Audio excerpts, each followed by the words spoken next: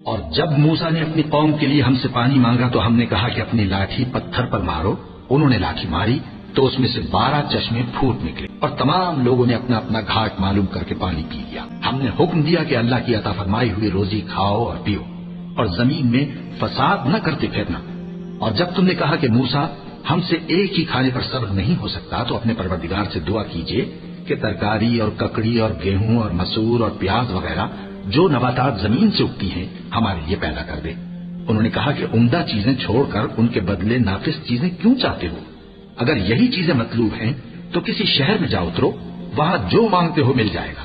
اور آخر کار ذلت و رسوائی اور محتاجی و بے نوائی ان سے چمٹا دی گئی اور وہ اللہ کے غضب میں گرفتار ہو گئے. یہ اس لیے کہ وہ اللہ کی آیتوں سے انکار کرتے تھے اور اس کے نبیوں کو ناحق قتل کر دیتے تھے، یعنی اس لیے کہ نافرمانی کیے جاتے اور حد سے بڑھے جاتے تھے.